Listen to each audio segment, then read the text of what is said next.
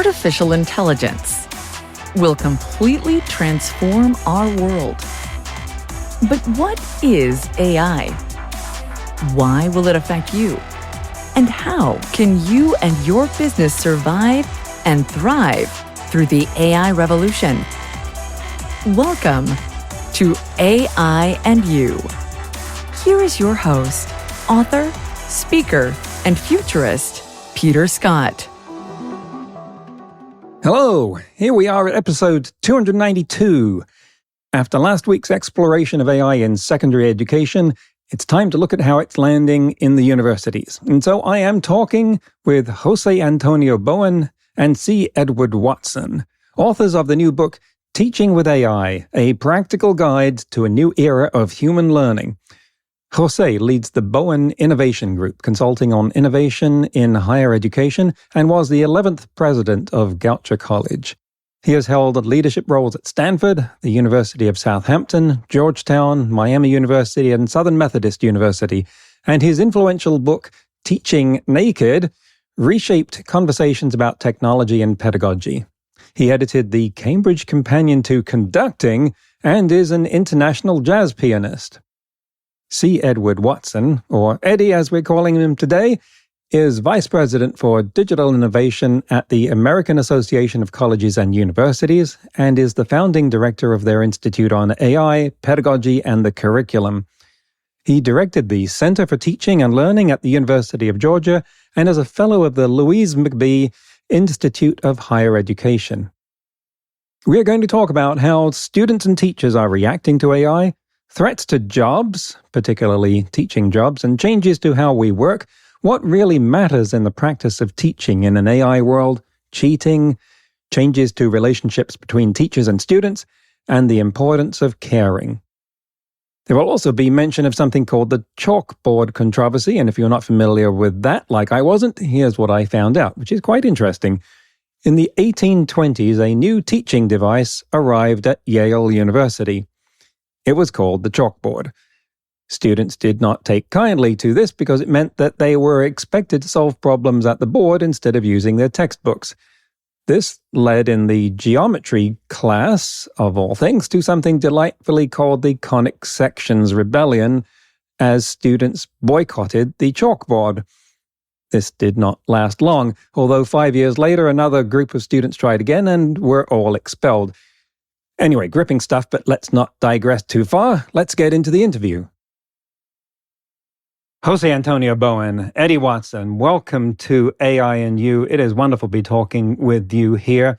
We've heard a brief part about your respective backgrounds, and your new book is just amazing here.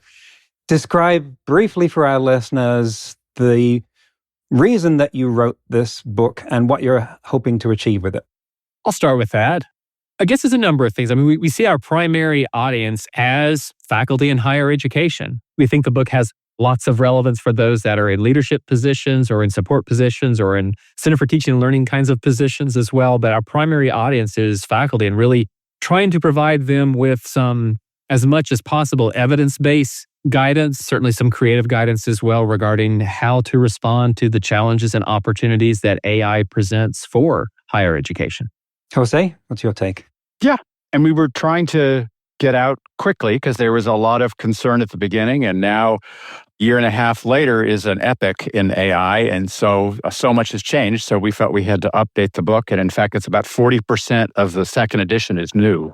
And the book, Teaching with AI, A Practical Guide to a New Era of Human Learning, we have links to that in the show notes and transcript. As you said, that period is an eon in AI. It's not an eon traditionally in education. How is education dealing with this pace of change? With difficulty. As you say, first of all, it's faster than any other technology has rolled out, and nothing like this has ever happened, this pace. But also, universities are conservative institutions. I mean, students are here for 4 years. We don't change it takes us decades to change the curriculum. So those two things are definitely in conflict, that we have this fast-changing technology that's being widely deployed, and faculty, for good reason, are thoughtful and careful and want to study things first before we do something. But the students have gotten way ahead of us, and so we're doing a little catch up now. You're talking about universities there. To what extent is your work useful and applicable in secondary education? Well, I think, especially middle school and high school, lots of the assignment ideas and, teaching writing is something that happens in lots of places. And so I think a lot of that is applicable. I do think that K through 12 and community colleges are moving a little faster on this. They had traditionally been more nimble and less research oriented. And so I do think we're seeing greater uptake. But by far, what we hear is that teachers are overwhelmed and the students are doing things, and then they find out from their students what's already happening. What is the reaction of students to your book? What's their reaction to AI? What is the emotional reaction of students to the future that they might have in the workplace? Well, I think there's an array of responses that we're really seeing. I mean, there are some students that are resistant to AI, I think for ethical concerns, whether it's about the environment or just the larger business model and how a lot of the intellectual property found its way into large language models. There's also students on the other end of the spectrum that are really excited about it and are leaning into it and are thinking about it from an entrepreneurial perspective. But I think there's sort of like the large middle, right, that are seeing it and are wondering what it really means for the future. I was on a campus maybe 2 months back speaking to a group of students, and maybe 160 students. It was a gen ed course, so largely freshmen and a few sophomores in that class. And I asked the question, how many of you are concerned that you're on a path in college right now toward a degree that may not be relevant as a result of AI? And quick scattershot view of the room, it looked like maybe 80% of the hands were up. So there is a significant amount of concern that students are in college accumulating debt and that they may have a chosen career at the moment that may not exist in the same way or may not be employable once they graduate in 3 or 4 years. So we're just over 3 years since ChatGPT landed. And how has the reaction of teachers evolved over that time? It seems that there has been a lot of change within the last 6 months from my perspective, but that initially, of course, it was like going through Kubler-Ross. Initially it was unconscious. They didn't know about it. Then it was shock, denial, grief, anger, you name it. Now there seems to be some degree of acceptance, but again, this is very spotty and unevenly distributed from my perspective, at least. How do you see that changing, particularly over the recent past? Well, that first spring semester, there was just sort of like discovery and kind of disbelief because it felt so sci-fi, wow, that it could actually write something and sound human.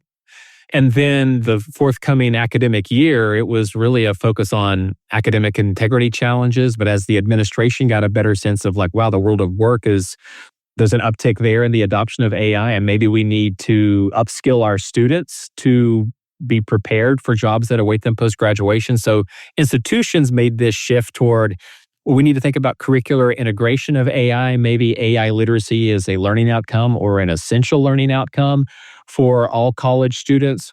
And so we see a lot of work at sort of the institutional level thinking through these big challenges. However, Jose and I did a survey during the fall semester of teaching faculty and asked them about their concerns.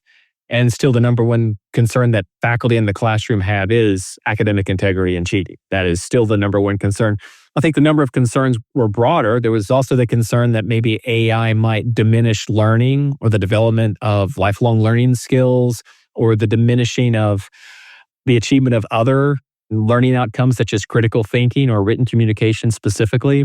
And I think that there's been this realization that as we try to incorporate AI literacy as a learning outcome within our institutions, that this may be the first time in the history of higher education that we have a learning outcome that is at war with other learning outcomes. Like we would never have said, well, we can't teach our students critical thinking in this class. It's going to mess with their writing skill development. But we do have those concerns that if we teach students to be power users of AI, that it could actually diminish critical thinking if they use AI in certain ways. So while there's been this sense of an evolution, I think it's just more of a broadening of concerns. We never really solved the cheating concerns initially. I mean, a lot of those core challenges still exist, and we're struggling as a domain to have good solutions for cheating in higher ed. Are you thinking there about mainly the MIT study where they actually used electroencephalograms, I think, to look at brain activity? Bad study. Don't know. Bad study. Bad study. Okay, talk about that. Are the people much smarter? I mean, again, first of all, one of the problems with AI research is that almost all of it is not being published, right? It's being posted on the web. I think I saw yesterday that there were 150-fold increase in one of the AI conferences. They had 100,000 papers submitted.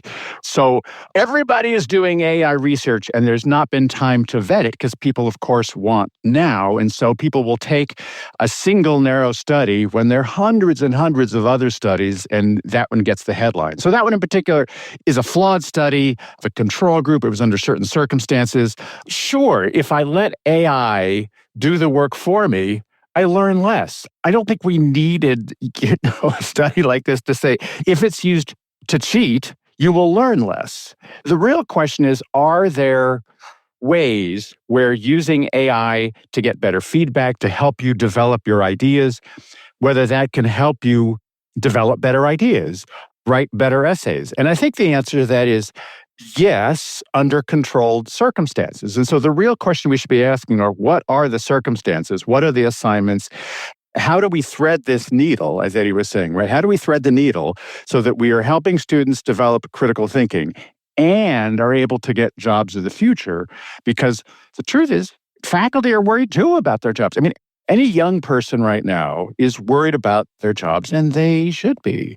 Jobs are changing and are going to change, and we don't know yet what AI is going to do. Even if this is a bubble and AI doesn't bring back all the money we thought it was going to bring, it's still going to change work everywhere, and it's going to change every single job in the same way that email did, right? It didn't eliminate every job, but email changed how we work. Computers changed how we work.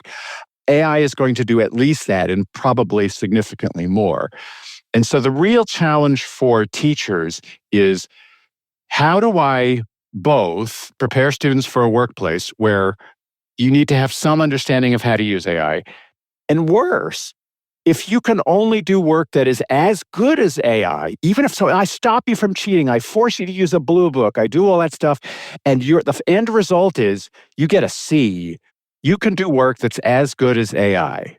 Well, I didn't really help you because right now AI will take your job anyway. So one of the challenges is we have to raise standards. We have to help students graduate being able to do more than what AI can do. And that probably means working with AI. Neither humans nor AI alone are probably going to be sufficient. You have to be able to figure out, where can I use AI to do better? There's a study out today, again, unvetted yet, that found that AI advertisements are significantly better than human advertisements.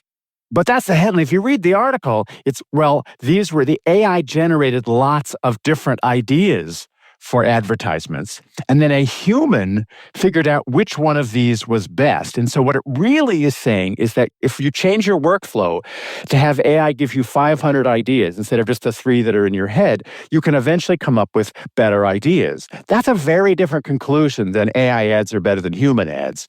It's that AI-assisted work can help you raise standards. And that's really our challenge. So is the role of humans here in orchestration, in commanding AI through steps where the tasks that it's performing, it's better at than humans, but deciding what to do in what order, how these things fit together to produce the final result is better done by humans? Does that look like where we're going? Too easy. We don't know yet. It's too complicated. I mean, in some sense, yes, orchestrator in the sense that, right, I now use a spell checker. And so I can offload some of that work to spell checking. When I go to the grocery store, I use this new technology called writing, and I write myself a grocery list, which enables me to think about other things when I'm driving to the store, and it helps my shopping. So cognitive offloading is not always bad. Using a spell checker, it's true. It doesn't make me a better speller, but it does make my spelling better. And so Yes, to part of what we say as a grand generalization, but I think it's still a little simplistic. We are going to need to be careful about what are the tasks that humans need to do, A, for quality, but B, just for our humanity, right? We often say to people, don't start with something you love. Don't outsource something that you like to AI. Start with something you hate, right? Your taxes, accreditation reports, emails to parents. Start with something that you don't like to do, grading. I mean, and then figure out if AI could do it faster or even better than you can. And even if it's not better, but you don't have to do it, then you win. And you can now do something that you're better at or like more. And even if you just like it more, that would still improve your life. How do teachers feel about where this is landing for them? You talk about, I quote, an experiment where teaching assistants were replaced by bots and the students weren't told. And in fact, quote, students were happy and largely unable to tell the difference between human and chatbot TAs online. Indeed, one of the chatbots was nominated for a teaching award. So when the artillery rounds are landing that close to the teaching profession, how do teachers feel about their future? Well, I mean, that's a big question, isn't it? We're at the beginning of a change to what it means to the profession of teaching. I mean, if you look at the tasks associated with teaching, from K to gray, if you're in a course setting, you put together a syllabus or a course outline, you've got your week-to-week schedule, you've got lectures or presentations you might give or activities in class, all the way through grading.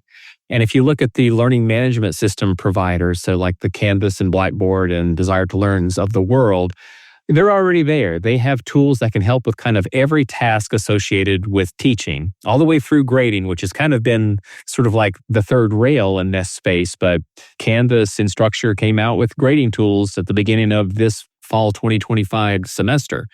So the question then becomes, might leveraging AI in a variety of different ways actually, number one, improve the quality of instruction, not necessarily replacing teachers, but improve the quality of what they do. So if they have AI put together a slide deck and then they revise the slide deck, and so kind of the two of them working together, they have like a really good presentation that's then given in that class or that course, all the way through maybe grading being more efficient, students getting feedback in a more timely fashion. I think everyone listening to this is probably remember being in a class or a course where they had to wait 3 weeks to get back to papers or exams that they had turned in. So is there value in students getting back feedback immediately? Ed Psych would say, yes, there is value in getting feedback immediately.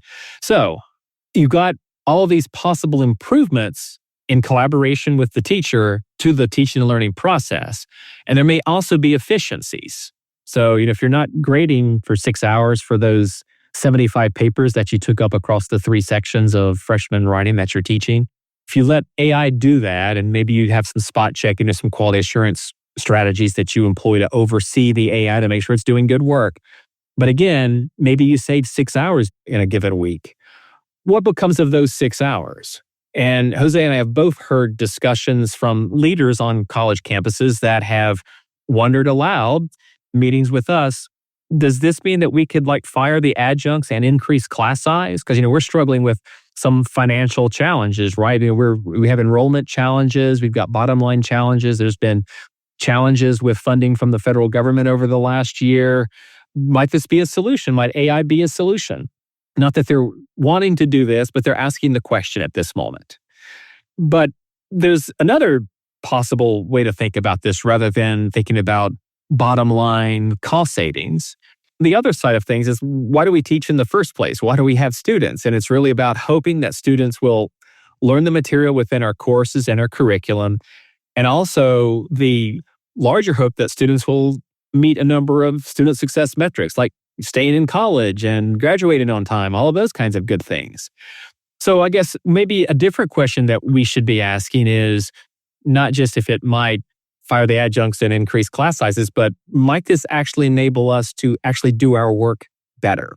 In other words, might this improve the quality of instruction? Might we use the extra time that we now have as a result of broadly adopting AI within our teaching practice to reinvest in our students in things that we know lead to students wanting to stay in college, such as a sense of belonging? that notion. It's like, well, what if we were able to make that connection? In fact, I imagine if I asked you, Peter, or the listeners, what was the most impactful thing that happened to you when you were an undergraduate student in college? Or what was the most important thing that happened to you in terms of teaching and learning?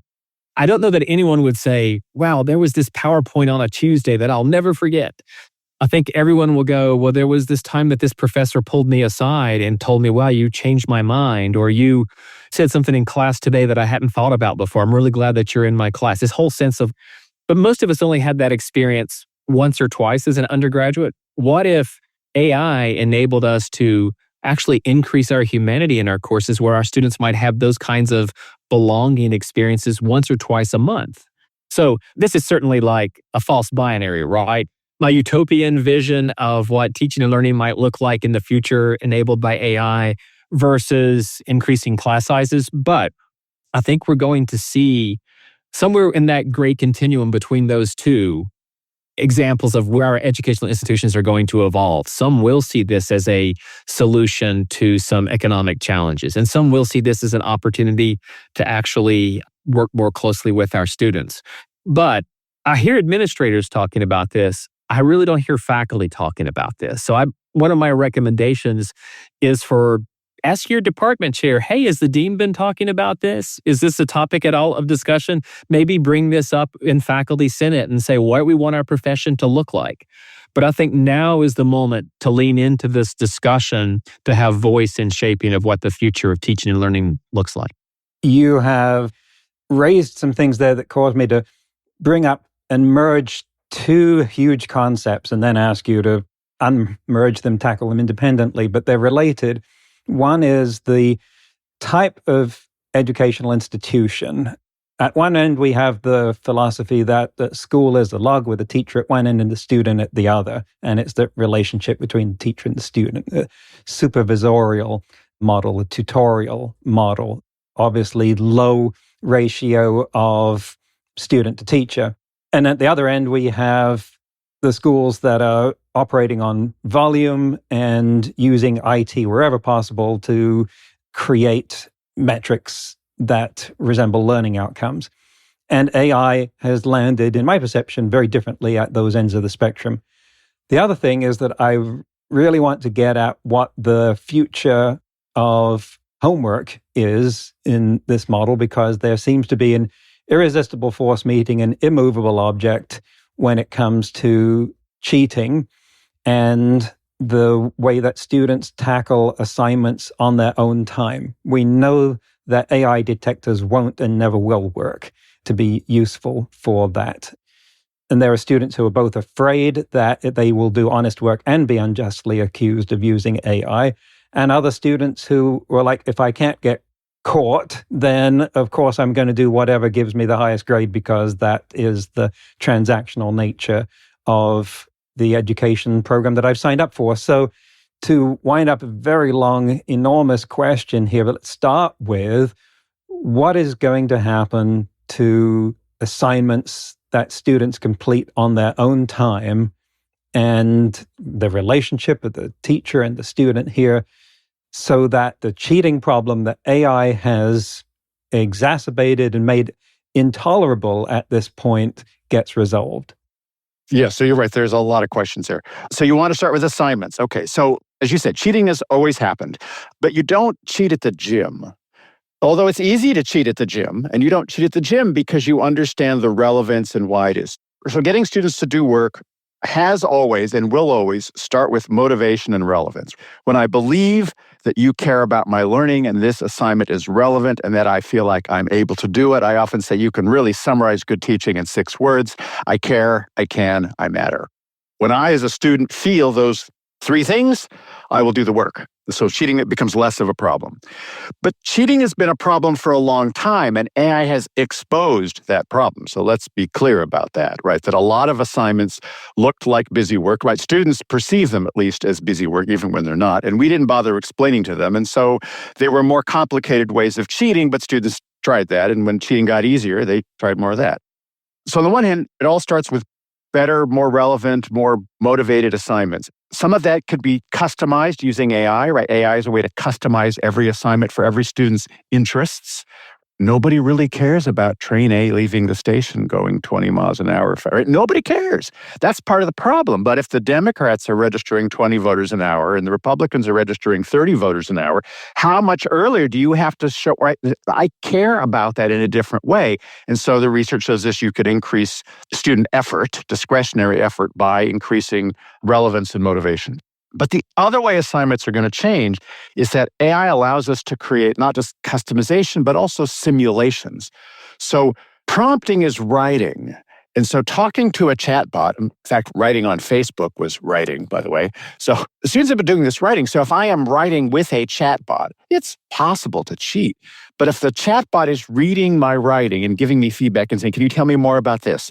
Suppose I gave you this counter. Could you write a paragraph in response to this? So technically, what students are doing is prompting, but what it feels like they're doing is responding to prompts from the AI. So AI simulations, custom bots, if I create a 3D simulation, looks like a video game, which I can now do just by asking with a prompt for AI, create a visualization, a simulation so students can learn about torque. Students go in there and they start swinging around the baseball bat. Those are more motivating. It's harder to cheat. It's not impossible, but nothing is impossible to cheat. We've had this problem for a long time. We don't need to talk about the chalkboard controversy of the 1890s. So there's been lots of cheating, especially with new technology, but AI does give us new tools, but we do have to radically rethink what students are going to do. Do I really need to give you a midterm, or could you just talk to Einstein the bot? And when you have convinced Einstein the bot that you really understand the material in chapter 6, Einstein will give you a grade, will allow you to go to the next unit, right? So we could create pretty easily now other kinds of modules and learning environments for students. So I do think assignments are going to change pretty radically, and it's not going to be easy intellectually. I mean, technically, it's actually pretty easy. We have this great new technical tool that allows you to do stuff. But thinking about the pedagogy, which is what we do for a living, it has gotten harder. So I've got to push on that there. What you're describing is a world where the teacher-student contract is sound. If the trust is there, then AI provides the benefits that you've described to make the learning even better. If the motivation is there to learn, then there's no question about that. But there is enormous press, and it's not just sensationalism. There are essays written by students published in national magazines saying everyone's using AI. We're only here to get the degree, and if I can get a degree easier by using AI, then I'm going to do that because that's what you reward. And that is getting all the attention. Now, is that unfounded? It sounds like you're saying we can use this to move to a world where the students are more motivated, but what makes that connection? Well, again, this problem existed long before AI. I mean, look, I'm a student and you assign me a 5-page essay on Hamlet. How is that going to help me get a job, right? I can help you understand that, but it looks like busy work. You're making me do 4 pages of long division, which I can do on a calculator. It looks like busy work. So either you have to do a better job of explaining what it is and create a situation where that work is something that I now need to put some effort in to accomplish. But it starts with motivation. And so, yes, of course, students are going to take the easier path. Although when you dig deeper into those cheating studies, what you find is that students cheat when they run out of time and when they see this as not really relevant or important. If I'm in a nursing degree and I want to go become a nurse, and I have a choice between writing essays about nursing or being in a simulation, and even an AI-created simulation where I am talking to patients and diagnosing patients, I think there's less of a cheating problem in the real-world simulations than there is in the writing essays because the essays don't appear as relevant. And anybody who spent 2 minutes outside of academia knows the longest thing you're going to read outside of academia is a 3-page summary, and you're more likely to get 80 slides. I mean, people say to me, here's my 80 slide deck for the presentation tomorrow. And I mean, the slide deck has replaced the essay in most of the world outside of academia. So maybe you could address the other topic that I raised in the question. How is this landing differently at different types of school? What I think of as, at one end, the school is the log, and the other end, it's the education factory. Let's see how many students we can move through this thing as cheaply and quickly as possible. Well, I would put it a little differently. So, first of all, some of those educational factories, as you call them, are educating our poorest students with the least amount of money. And some of the schools that are small are boutique schools, right? The elite liberal arts colleges. So the short answer to your question is yes, it's lending very differently. But I think what we're starting to see is that the future is going to look like those extremes on steroids. So on the one hand, you are still going to have the boutique, expensive, hands-on institutions. They will simply be more expensive. And you will also have AI-driven degrees, right? There is a $2,500 nursing degree. There's a $6,000 MBA. That's all AI-driven coming. And so, right, the cost difference. But there's an important distinction. You said that there's the traditional, the tutorial, the small, the personal. But there's also the distinction that in strategy, we used to have to choose between low cost. I'm going to be low cost, but I have to be standard. I have to sacrifice non-conforming customers. Walmart is the model in the other real world. Or I can be an elite boutique project where I customize, I'm sensitive to my customers, I design, Chanel, Apple, right, luxury. And so you had to pick. And now AI allows you to combine them in a way where you can do an AI MBA that is customized just for you. It won't be the same for anybody else. It's customized exactly to you, and it's low cost. It just doesn't involve any humans. So there's kind of another scale we need to add, right? There's the kind of left, right, and up and down. And so institutions have to make a decision. One, where is your price point?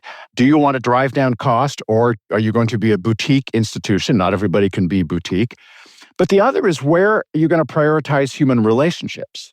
Because it's usually both of those types of institutions, the AI-driven institution that's personalized and low cost, still could have a place for humans. It might not. And the same on the other extent, even the boutique institution where I met a liberal, right? I didn't need any professors in the first couple of years, right? I was too terrified. I was actually just looking at my evaluations I was throwing out stuff, right? So my tenure packet at Georgetown from 30 some years ago, right? And I was reading my course evaluations, which is a weird thing to do, right? And what students comment on is mostly about, I seem to care, relationships. Students that, you overheard that somebody wasn't going home for Thanksgiving and you invited them that's what was on the course evaluation. That's what everybody knew, that I had invited this poor kid to Thanksgiving because he didn't have a place to go. Nothing about the assignments or the content. So, and then I bring that up because nobody else ever did this, right? So lots of professors are smart and do great research, but students don't always perceive that they're cared for. So I think there's a separate access of relationships, the perception that I care. And that's a separate thing than actually caring, right? The perception that students have that you care. And that can happen in institutions that are large or small.